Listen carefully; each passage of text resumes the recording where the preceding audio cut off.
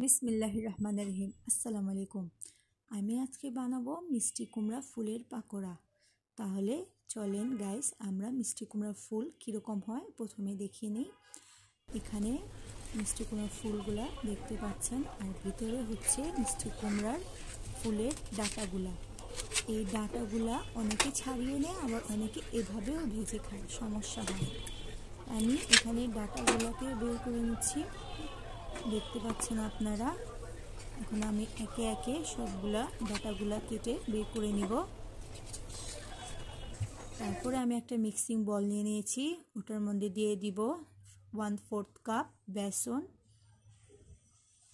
আর এখানে দিয়ে দিব 1/4 কাপের হাফ কাপ চালের গুঁড়া, সামান্য পরিমাণ কালিজিরা দিয়ে দিলাম। তারপরে দিয়ে দিচ্ছি আধা চা চামচ হলুদ, আধা চা চামচ মরিচের গুঁড়া, পরিমাণ মতো লবণ, আর এটা দিয়ে দিচ্ছি চাট মশলা অল্প একটু। সব কিছু দিয়ে আমি একটু একটু পানি দিয়ে এটাকে নেড়ে নেড়ে মিক্স করে নিব।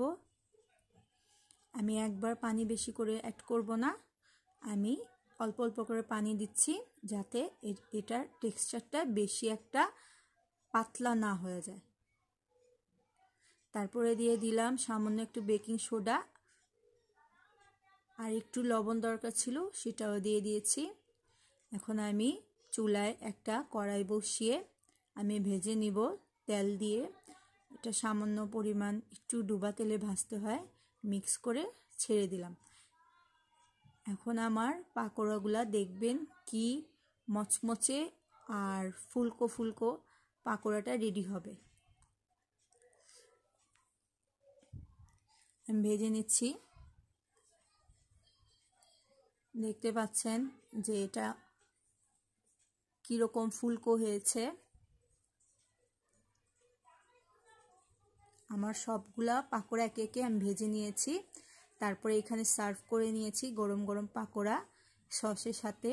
এটা আমরা সন্ধ্যার নাস্তায় বা গরম ভাতের সাথে পরিবেশন করতে পারি, আর এটা যে কোনোভাবেও ভাল লাগবে। আপনারা সন্ধ্যার নাস্তায় স্ন্যাক হিসেবেও খেতে পারেন, আর গরম ভাতের সাথেও খেতে পারেন, কোনো সমস্যা না। আর এটা যেভাবে খান সেভাবেই অনেক টেস্ট। এটা খুবই মজাদার একটা রেসিপি, আপনাদেরকে বলে বোঝানো যাবে না। তার জন্য আপনাদেরকে করতে হবে, বাসায় এটাকে বানিয়ে ট্রাই করে নিতে হবে। যদি আপনাদেরকে আমার এই রেসিপিটা ভালো লেগে থাকে বন্ধুরা, প্লিজ লাইক শেয়ার সাবস্ক্রাইব করতে ভুলেন না। আর আপনাদের লাইক শেয়ার সাবস্ক্রাইব করলে আমার আগ্রহটা আরও বাড়বে, আর আমি নতুন নতুন ভিডিও আবার নিয়ে আসবো ইনশাআল্লাহ।